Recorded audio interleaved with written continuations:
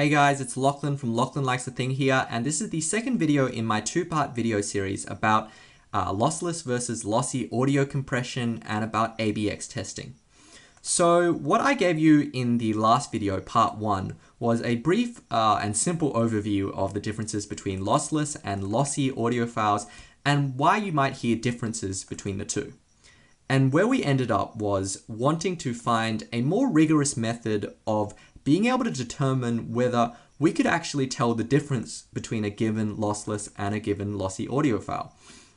Because if you've ever tried to do this yourself, you've queued up a lossless or lossy audio file and you kind of switch between the two, you're already kind of defeating the point of the testing because you already know which one is the lossless file and you already know which one is the lossy file.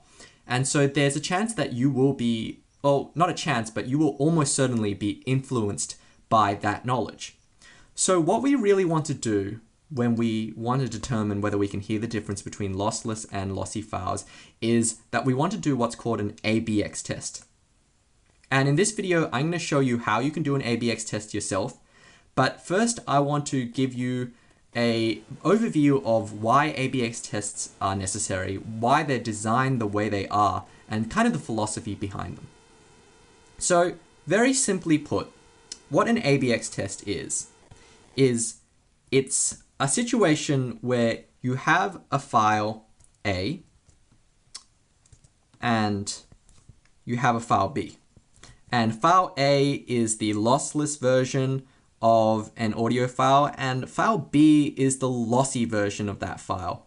And what you want is someone to come along and give you a file X and they'll tell you, listen to file X and tell me whether file X is file A or file B. And if you can be accurately guessing whether file X is file A or file B, once you've listened to it, then you can be sure that you know the difference between file A and file B. And that's basically what an ABX test is. When we design an ABX test, we want to have two things eliminated. We want to have bias eliminated and we want to have chance eliminated. And what do I mean by this? Well, let's start with bias. What do I mean by wanting to have bias eliminated? What I basically mean is that in an ABX test, we don't want to have any clues whatsoever about what kind of file X is. We don't want to have any clues whether it's file A or file B beyond the actual clues inside the actual file X itself. So we don't want to be biased in any particular way by having information about file X. And we also wanted to, in doing that, make sure that the person giving us the test doesn't give us any clues about what file X is. And the reason why this is really important is that there was a very famous story about a horse called Clever Hans. And Clever Hans was a horse that could apparently do arithmetic by stamping his foot on the ground. So they would ask him, Clever Hans, what's 1 plus 2? And Clever Hans would stomp his foot 3 times. And they would go, oh my goodness, he knows basic arithmetic. But that didn't seem possible. And after a while, what they figured out was that Clever Hans could appear to do basic arithmetic because the people giving him the test were giving him information about what he was getting right and wrong. So basically what would happen was they would ask him, what's 1 plus 2, Clever Hans? And he would stomp his foot 2 times and everyone would kind of hold their breath and he would see what was happening and stomp his foot 1 more time and everyone would kind of just relax. And Hans, being an animal, he could kind of read the expressions of those around him and he was able to determine when he should stop clomping his foot and so that he could get it right and the trainers would give him a treat. And once we found out that we were giving people unconsciously even clues about the arithmetic, we worked out that it's actually very important in a given test that the test be blind. And what I mean by blind is that neither the person giving the test or the person receiving the test has any clues about what's being tested besides the actual thing that is being tested. So that's the basic idea of a blind experiment, and that's how we eliminate bias. The other thing that we want to do with an ABX test is we want to make sure we can eliminate chance. Because even if we knew nothing about what file X is, and you asked us to guess which one is file X, is it file A or file B?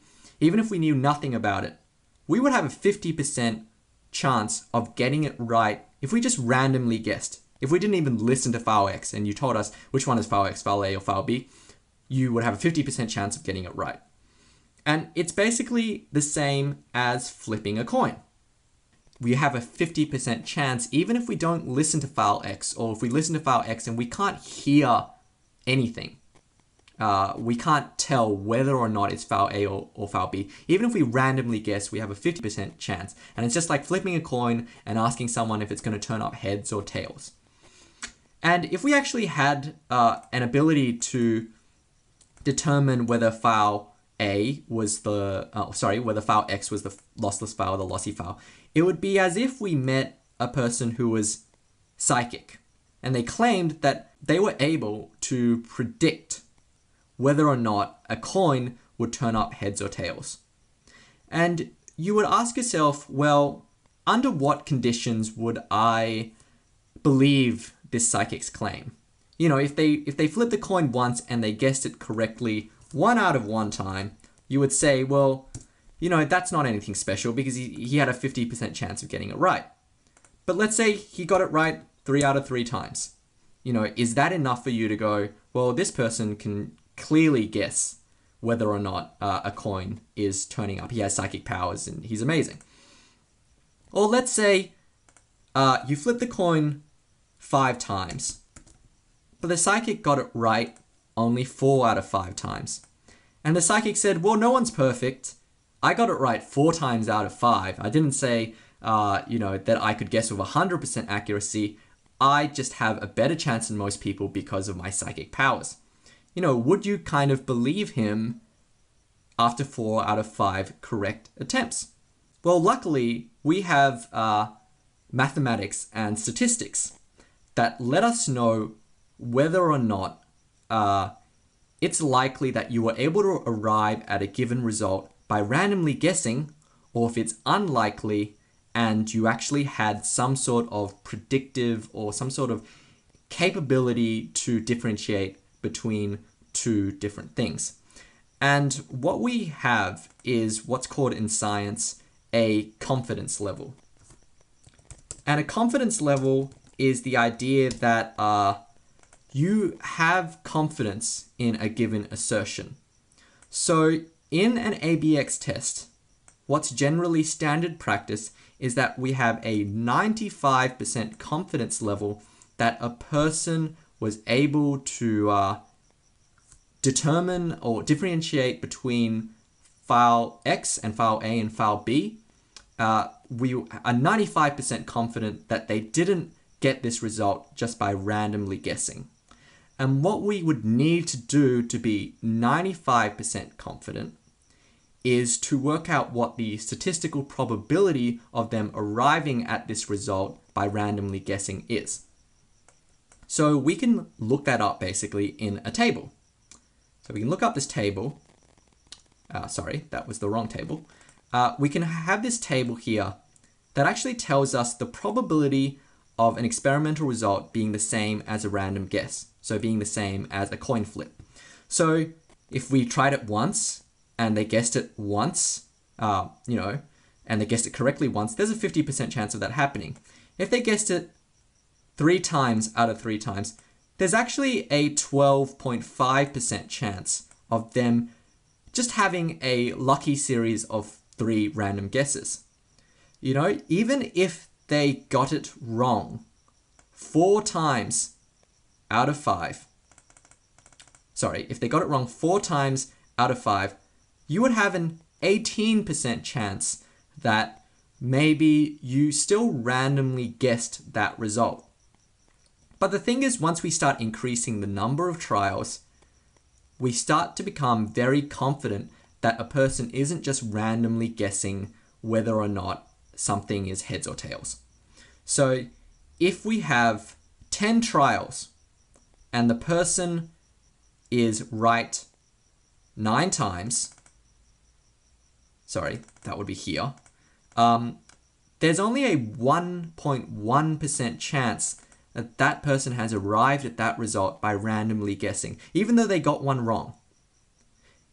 If they got it right 9 times out of 10, they have a 1% chance, 1.1%, which gives us a confidence level of 98.9% that they didn't just randomly guess, and they have some ability to predict whether the coin is going to turn up heads or tails. So when we do an ABX trial, it's the same thing. We want to be able to run several trials, preferably around 10 trials, so that we can be confident that you aren't just randomly guessing the difference between file A and file B. Now, luckily, with computers, it's very easy for us to be able to run these trials, and we'll use a variety of programs. And one of the most commonly known programs for doing this kind of thing is called foobar 2000, and it's just basically a media player, so we can run music files in it, but we can actually get plugins to run ABX Trials in. And I'm just going to demonstrate to you what it's like to actually run a trial, an ABX trial in foobar. And note that, you're going to hear what I hear coming through the speakers, but obviously it's going to go through whatever video capturing program I'm using, and it's going to go through YouTube compression. So obviously you're not going to hear exactly what I'm hearing. The point of this test is not to actually give you an ABX test. It's to show you what that actually involves and encourage you to go kind of try it yourself.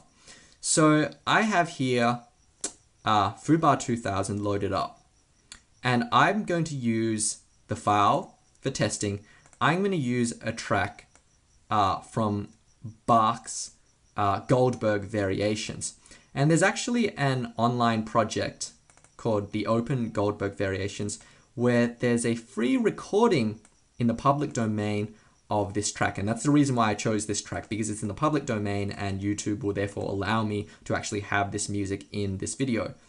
But the other reason why I chose this file is because you can actually get a 96 kilohertz 24-bit version of this file, so you can put at rest any questions of not only whether you can hear a difference between lossless and lossy audio files, but whether you can hear a difference between 96 kilohertz 24-bit audio and 44 kilohertz 16-bit audio, which is the ABX test that we're going to perform here. And the equipment that I'm using to do this test is my Objective 2 headphone amplifier and my ODAC, both from JDS Labs. And the headphone I'm going to use is the Sennheiser Ampere. And the reason why I'm using the Ampere is not because I think it's the best headphone that I own, but I think it's one of the better headphones that I own that also has very strong noise isolation, so that I'm actually giving myself the best chance of being able to hear the differences between file X and file A and file B without being kind of masked by environmental noise. So what we do is we load up foobar, and I have here the opening the aria in 96 kilohertz 24-bit FLAC. It's a lossless file. And what we want to do is we're going to make a lossy version of this file. And let's start with something easier.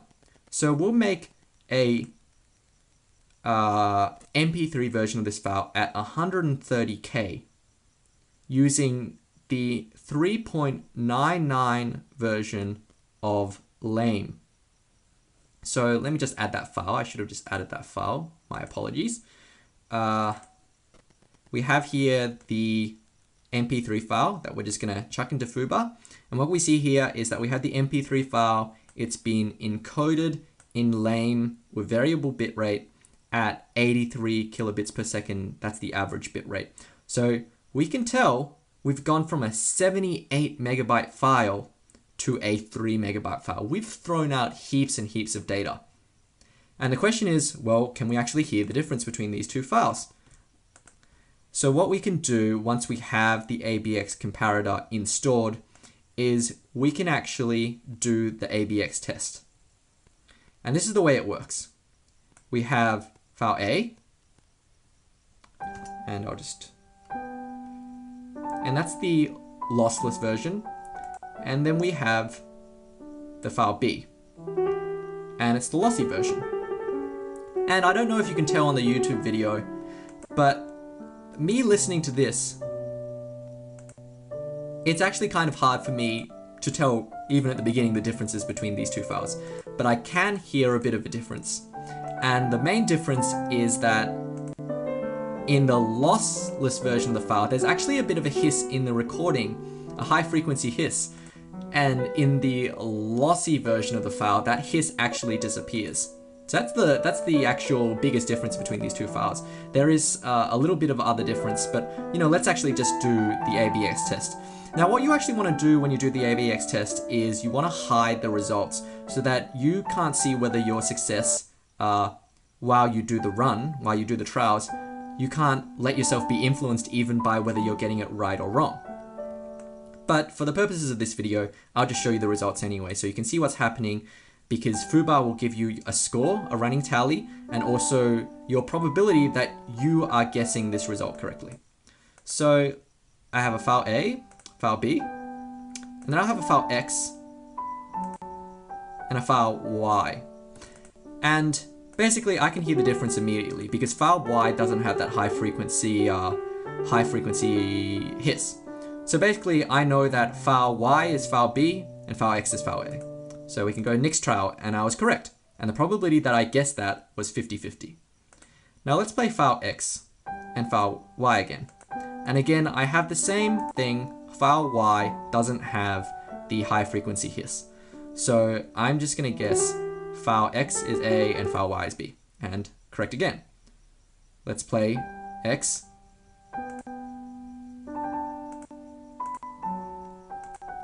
So again, there's no high frequency sound in file Y. So again, it's X is A, Y is B. Score 3 out of 3. But there's still a 12% chance that I just had 3 lucky guesses. We had to keep going. So when we have file X, file Y, so the high frequency hiss is in file Y and not in file X. So next trial, 4 out of 4, it's a 6% chance that we got this result just by guessing. And again, we have file X and file Y. High frequency hiss disappears in the second file. Oh, sorry, I actually meant to, okay, well, I got that wrong, clearly. But it's also because I pressed the wrong button as well. Because I knew that time that, well, whatever. You know how this works. So you can see that as soon as we got one wrong, the probability that we were randomly guessing this result actually increases. And what I effectively did that last trial was randomly guess, because I just pressed the button that I wasn't meant to press. So we have file X and file Y. And again, the high frequency sound is not in file X, it's in file Y. So Y is A.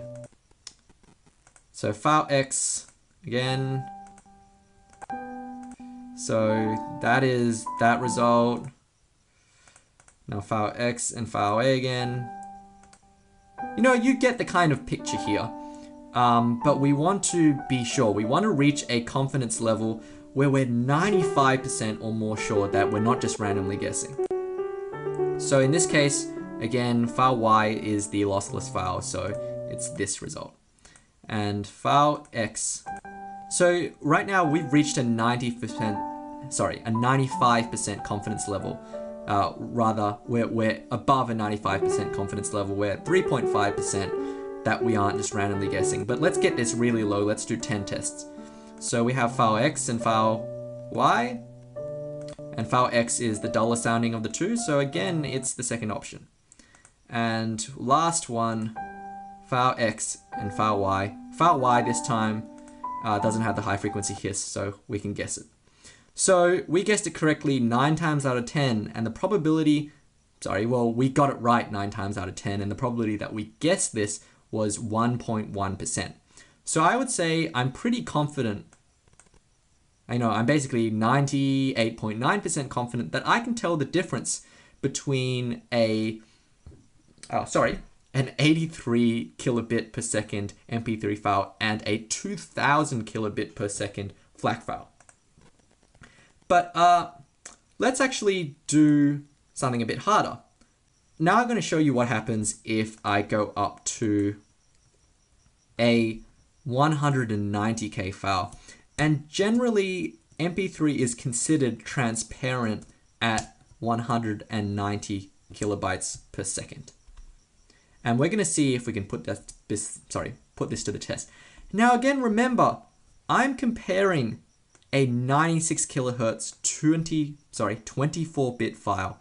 It's quite late right now, so I'm getting a little messed up, but I'm comparing a 96 kilohertz 24-bit file against a file that is 48,000 hertz, and I don't know what the actual bit rate is, but it should just be 16-bit. I'm not entirely sure what's happening here. But as you can see, we've gone from a 77 meg file to a 5 megabyte file. So we're still tossing away heaps and heaps of data. And you would think that the ear was a sensitive enough instrument and you had good enough equipment, you could hear that kind of massive data loss. But we can assert that, but when we actually do the ABX test, the proof is in the pudding. So we have file A,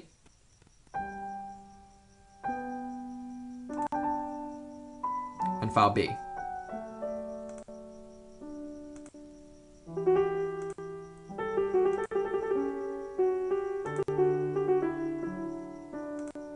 And as you can tell from my silence, I'm concentrating very hard now to even work out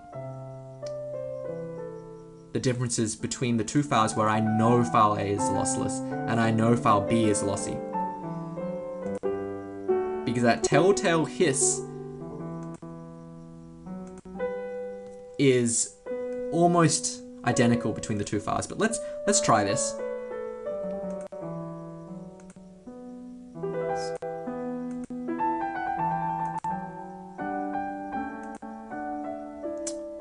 So yeah, I have no idea. At this point, if I were to say anything, I would be randomly guessing.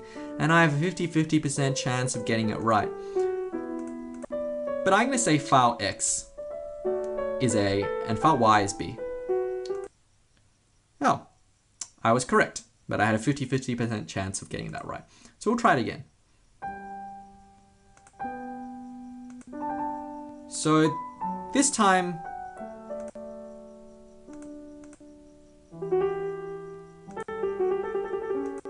I'm going to say file Y is A. Oh, I got it right again. So let's try file X, file Y again.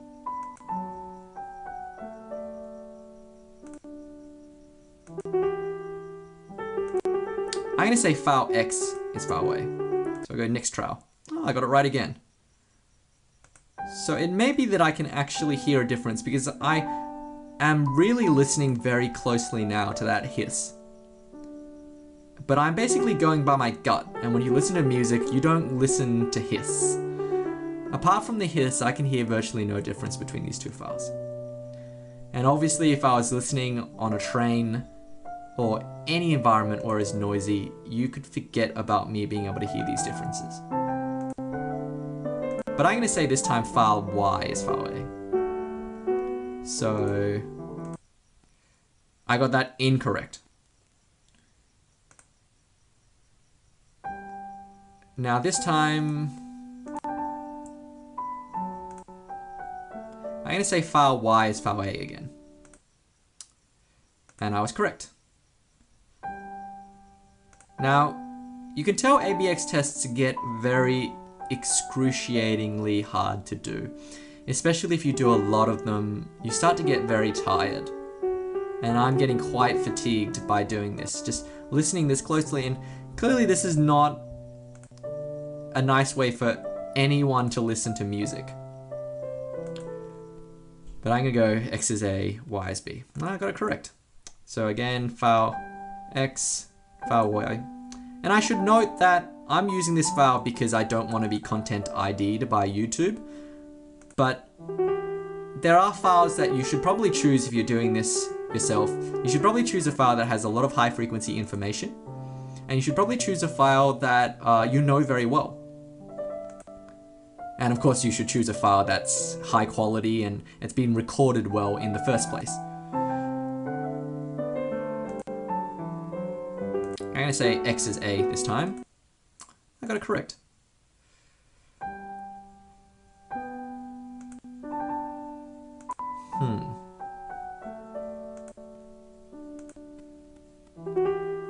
It's really coming down to the wire now. But I'm going to say file Y is A, etc., etc. So I'm actually doing pretty well. Let's try another 2 tests and then we can have a pretty good confidence level. And again, I'm really just listening for that high frequency hiss. And it's coming in Y is A. And I got that wrong.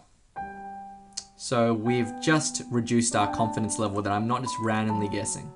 Because we have a 9% chance that I just randomly guess this. And I'm getting very tired now, and I don't really care anymore. So I'm just gonna say file X is A and file Y is B. I think that's right. Oh, so we got that right. So I could keep going here, but basically we've reached a point where I've done 10 trials. I've gotten it right 8 times. And the probability that I was randomly guessing is 5.5%. Now, of course, that's still a pretty low chance, but scientifically, or rather statistically speaking, that is not a statistically significant result. Because, you know, there's a 5% chance, and that's relatively high if we wanted to actually be sure. And we can try and do this test with AAC files. And as I mentioned before, AAC files are better and more advanced than MP3 files. But my apologies, I can't keep going with this test at the moment. But you get the idea.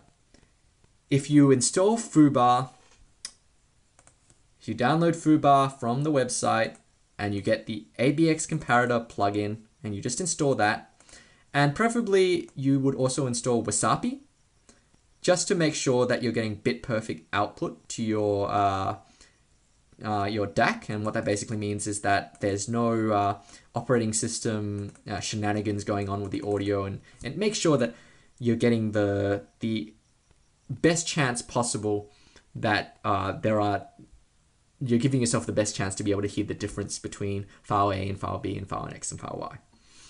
So once you have all those components set up, you can do an ABX test yourself and see if you can hear the differences between lossless and lossy audio files. And this is really the most rigorous way you can determine whether you can hear the difference.